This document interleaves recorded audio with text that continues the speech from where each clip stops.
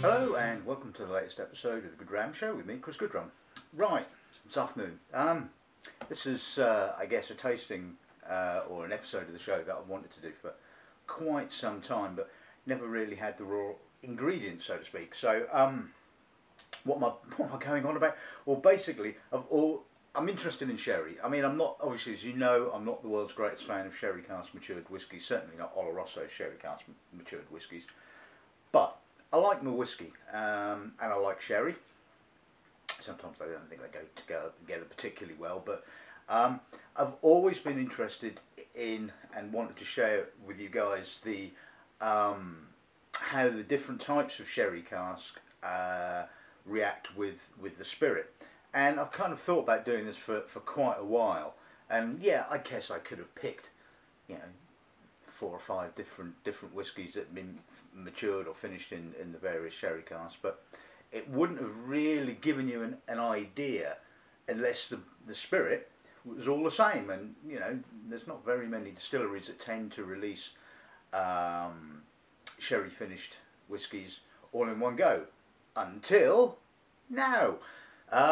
So basically, it's really cool that the Tomatin distillery have decided to release this range called Cuatro, which is Portuguese for 4. And what they have done is they've taken the same whiskey, which is 9-year-old spirit matured in American oak, and then finished it in the 4 different types of sherry cask. Sorry, they've finished it in Fino. They've finished it in Manzanilla, they've finished it in Oloroso and pedro ximinez.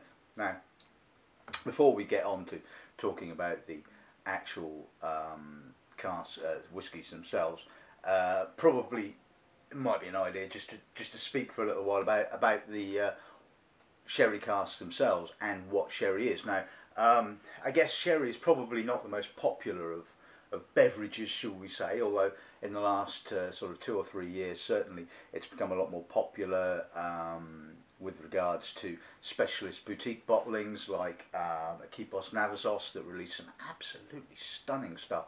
You know, sometimes it's literally just a single cask, sometimes they withdraw about a cask's worth from a particular Solera, something like that. So the people that are into their sherries and know their sherries, you know, there's a lot of really interesting stuff around on the market. But anyway, what we're talking about is the sherry itself. Now, about 95% of the planting of the grape varieties in the sherry region is 90.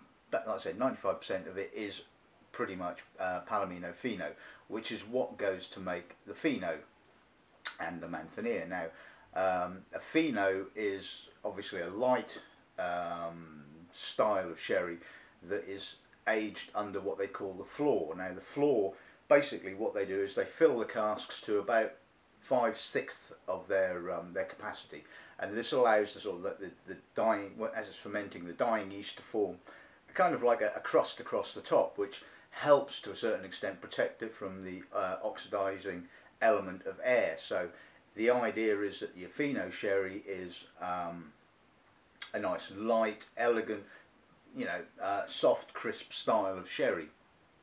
Now, the Fino sherries are produced in the bodegas around Jerez. Now, the same style of wine, if it is produced in the coastal town of San Luca de Barrameda, it is now called a Manzanilla. But essentially, it's exactly the same. The only difference is obviously San Luca is by the coast. You expect more coastal character, more saltiness to come through on the Manzanilla sherry. So when we look at the actual whiskies themselves, this is one of the things we'll be looking for. We'll be looking for, is the sherry cask giving enough of a difference between the 2 individual whiskies, you know, given that the raw materials are exactly the same. So that will be really interesting. Then you have your other classification, which is Olorosos. Oloroso, again, produced from Palomino Fino, but tends to be a heavier, richer, darker style, sometimes quite herbal, sometimes quite nutty, and again quite distinctive. And a lot of distilleries, as we know, tend to use Oloroso casks. You have Macallan, you have Glenfarclas and Glenlivet, etc., etc. And again, depending upon how many times they've been used, will determine sort of how much that, obviously, that sherry influence has on the whisky itself. And finally, we have the second grape variety that's used. They do grow a bit of Muscat to Alexandria, but the second grape variety, generally speaking, is Pedro ximinez, which accounts for, I think, around about 2% of the grape plantings in the sherry region, and tends to be quite a lot sweeter, as you know. It has a distinct kind of grapiness to it, which I know sounds a bit daft considering it's made from grapes, but it does have this kind of grapiness. Often you tend to get sort of things like prunes and dark fruit like that. It's often very sweet and toffeed and licoricey and all those kind of characters, and is probably, I think, one of the hardest sherry casks to actually get the balance with when you're using it as a finish.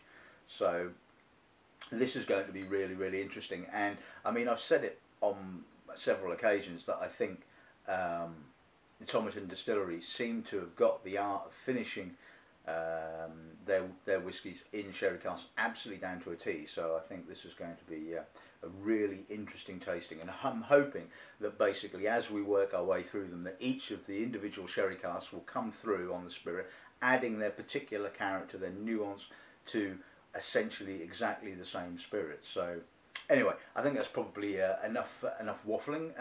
Let's introduce the lineup then.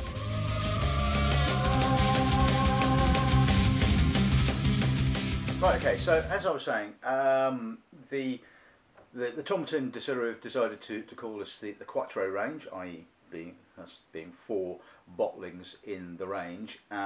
Each is bottled at 46%, like I said.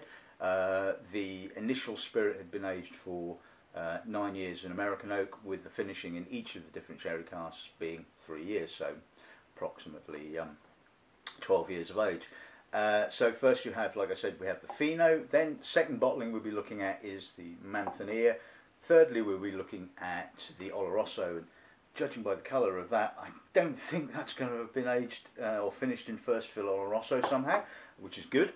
And finally, again, we'll be looking at the PX, and again, judging by the colour of that, I would say that's probably not been aged in first fill PX kind of casks. So there you have it. That's this afternoon's little lineup. Let's crack on and taste the Fino then, shall we?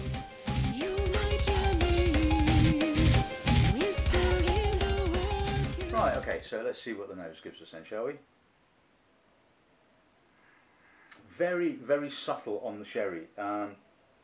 Lots of crisp barley, dusty barley, some dusty vanillins, and above that I'm getting a sort of a light, crisp, slightly winey, rich, full, slightly toffeed kind of character. It's got a lovely freshness to it. Like I was saying, the Fino sherry has a tendency to crispness, cleanness, and that's certainly apparent on the nose. Very, very subtly influenced, it has to be said. I mean, it's allowing all that lovely dense apricot and a little bit of apple coming through, some spices. I mean, that's definitely more about the actual spirit than the finishing cask. The finishing cask, and this is just how I like it, you know, the finishing cask adding just that little bit of something else to the equation. Mind you, I mean, I think if you were tasting that blind, you might actually miss the sherry component, because it is very, very subtle. Getting a little bit floral now, a little bit of perfumed white fruit. Nice. Palate.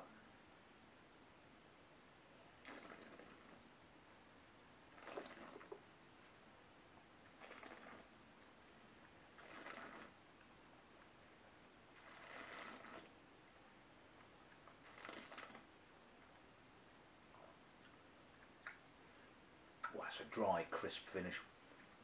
it's kind of emphasising the sort of the minerality of the spirit. Starts off quite broad, quite juicy, lots of apricot, a little bit of apple, a little bit of American oak.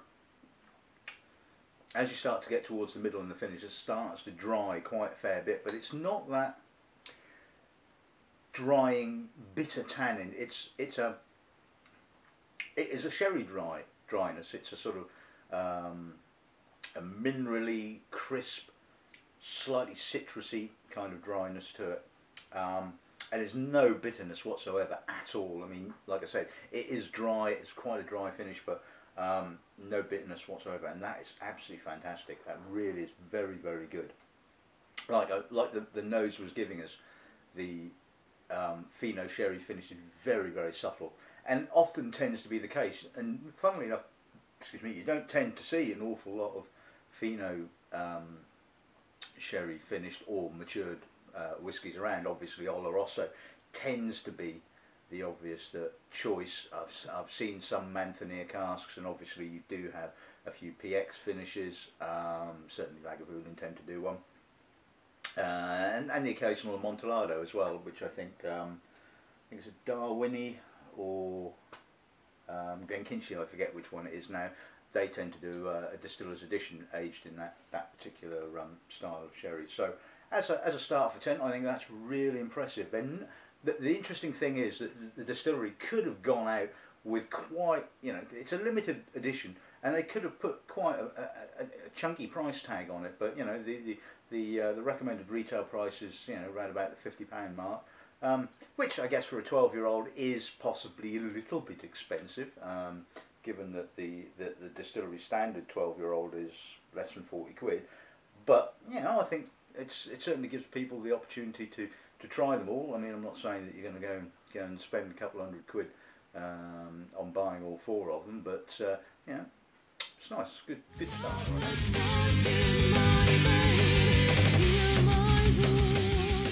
Okay, so on to the Manzanilla. Let's see what the nose gives us on this then, shall we? That's interesting. It's denser. The spirit seems more maltier. A little bit of stewed fruit, possibly. There's a definite salty tang to this, which is obviously coming from the Manzanilla cask. It's quite herbal as well. It's got that almost kind of herbally rye-like character, which is a bit of a surprise, it has to be said.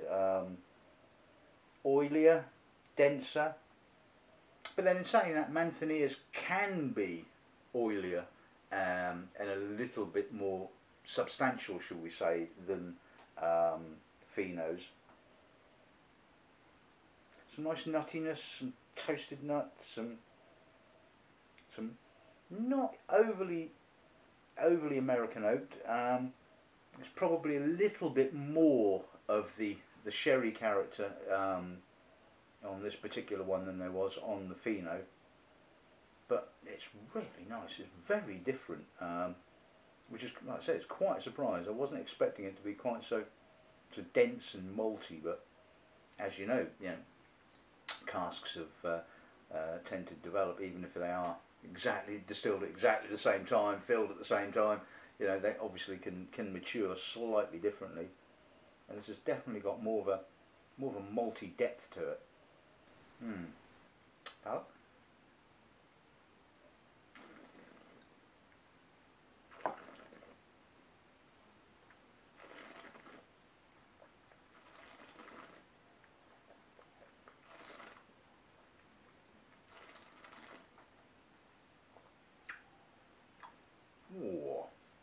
Oh, cool. That's a lovely salty, nutty finish. Not quite peanutty, but a little bit of bitterness. Sort of, kind of nut shells, kernels, possibly. Again, quite malty, rich, full. Apricots, apple, more edging more towards this kind of stewed fruit kind of style. A little bit of spice, a little bit of the granitiness that you tend to expect, but finish nutty, really salty, really Yeah, that's a Manzanilla cask. That is very impressive. Um, and just a lovely progression. Like I said, you kind of start off with the distillery character, with the fruitiness of the spirit, and then on the middle in kicks the finishing, the sherry cask. So, you know, really well crafted. Really impressed with that one. That's very good.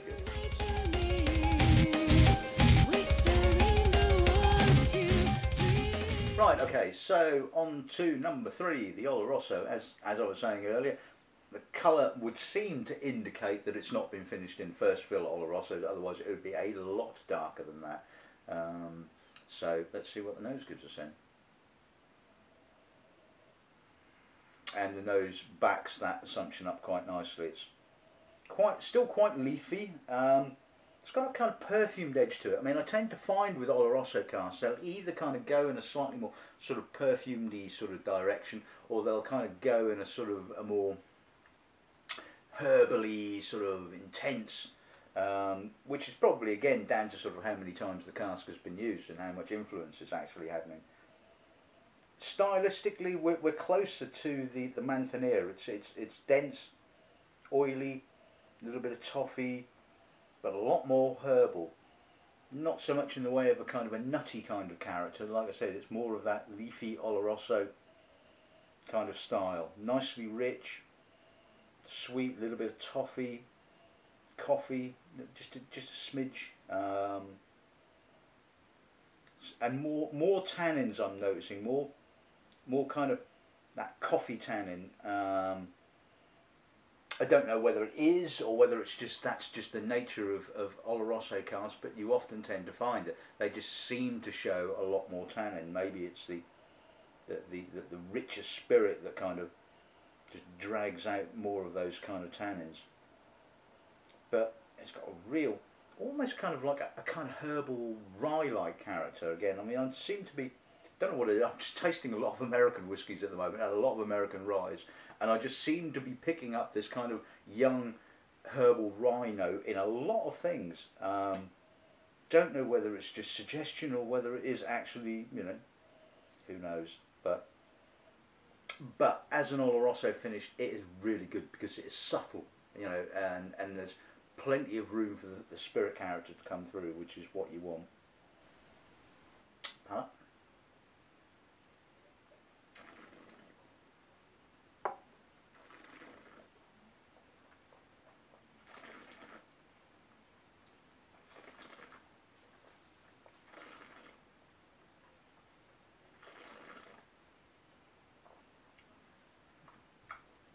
Softer, not quite so dry. There is a little bit of tannin on the finish, but again it kicks off with the sort of like the treacle, the slightly molassy, malty, rich, dense, dark fruit. You don't get quite so much progression. It's all kind of there to kind of start off with and just keeps unfolding and developing quite nicely. You don't, like I said, with the Manzanilla, you certainly got the distillery character up first, and then the follow through with the sherry. With this, it's kind of all there to start off with, which is not a criticism. It's just sort of just an observation, I guess. Slightly leafy, slightly herbal, elegant, really nicely put together. But again, like I said, quite weighty, quite dense, more so than the Fino. And obviously that's again down to the style of the spirit, plus the addition of a more weightier style of finish of sherry cask. So that's really nice, really long, little bit of dried fruit in the aftertaste, slightly sort of pruny kind of, no, not pruny, sort of dark grape, I guess, raisins. Really nice, softly spiced as well. That is impressive. And probably it's difficult to say if it's more impressive than the Manzanilla. I'm impressed because it's not too heavy-handed with the Oloroso, but then you know the quality is just as good as the Manzanilla. So yeah, very good.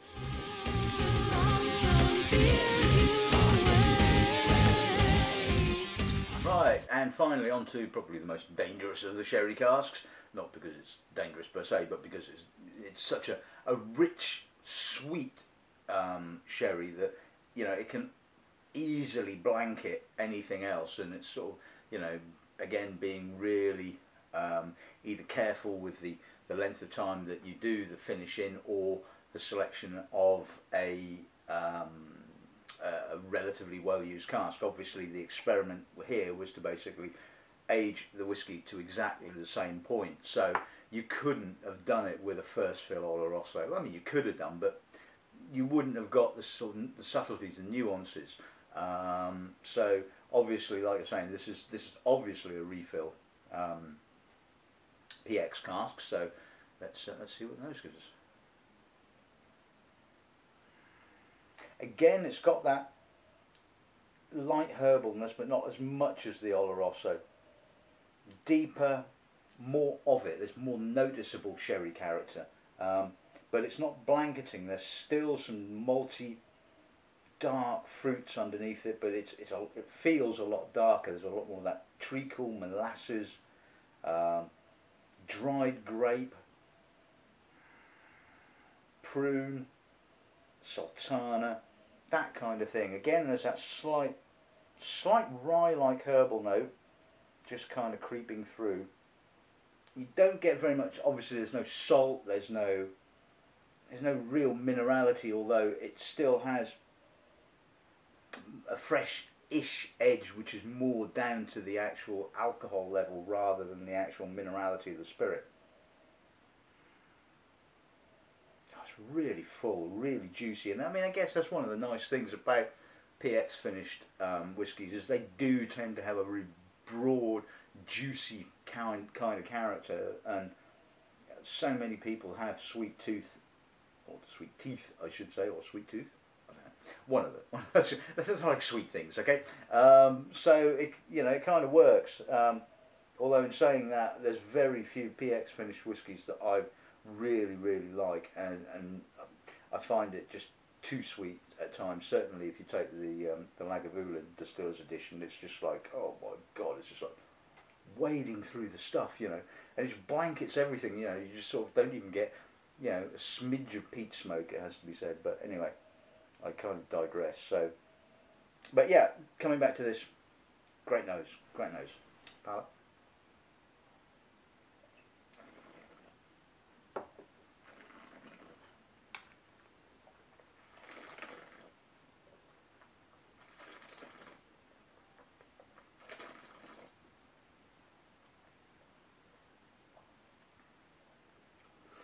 Oh, it's got a bit of a dry finish.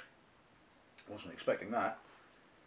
I think that's more down to the alcohol than anything else, or the alcohol level. I guess if I was being, well, no, I'll leave that bit to the summing up. Anyway, let me just talk about the whiskey. Again, it's all kind of there from the word go. Big treacle, burnt toffee, or toasted toffee, maybe not burnt toffee. I tend to use burnt toffee as a bit of an acronym for. Rich, dark, chewy, malty, bit short,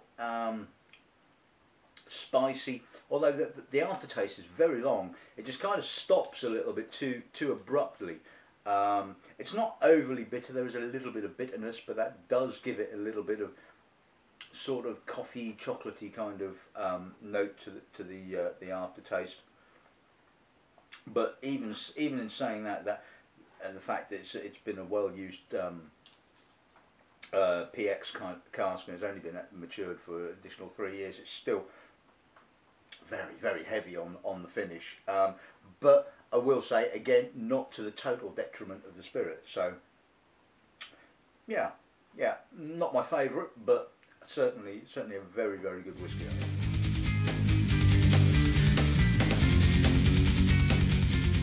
Right, okay, so let's sum this little tasting up. Absolutely fantastic. This is kind of the stuff that you know, I like to share with you. It's not. I'm not probably going to be the first person to do this or write about it or what have you.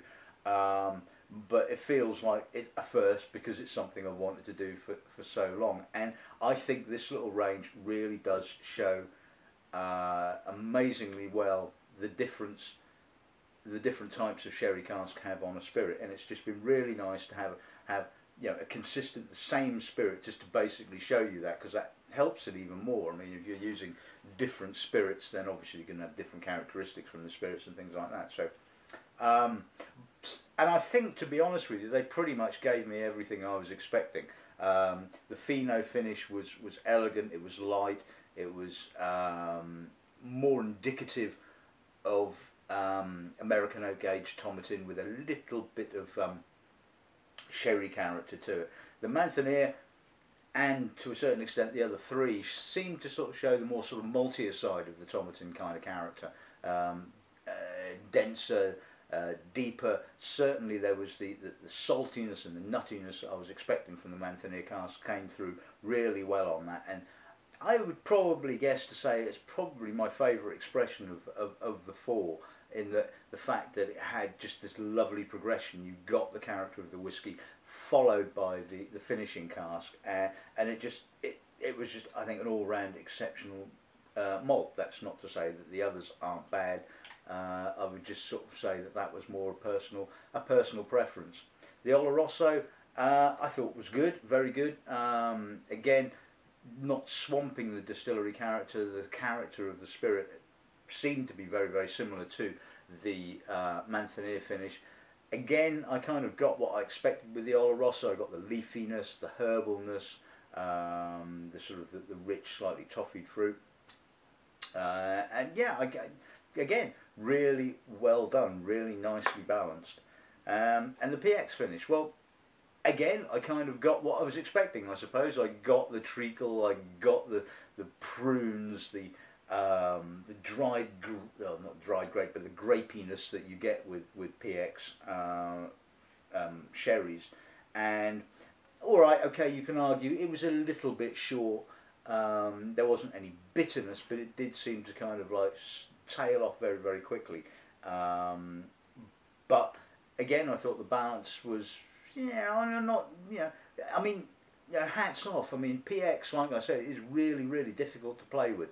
Really difficult to get the balance right. And unless you're probably just going to finish it for maybe 6 months, where you just get a little element of it, and you might not actually get enough of the character of the PX to sort of like make you realise that it's a PX finish, I guess.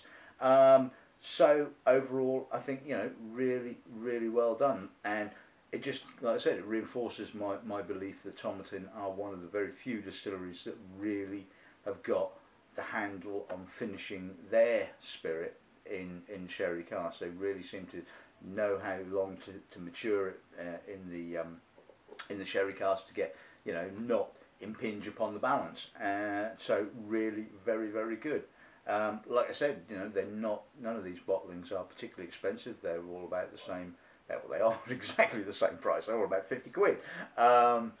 And we will be getting some in stock fairly shortly. I'll be getting two of each of these. So if this is, and I really think you ought to buy these. I mean, I would say that I'm trying to flog them to you. You really ought to go and buy all 4 of them and taste them all, and you'll suddenly become, bing, I understand all about this kind of sherry maturing and finishing malarkey. And yeah, brilliant, absolutely brilliant. Really enjoyed this particular tasting, and I hope you've enjoyed it as well.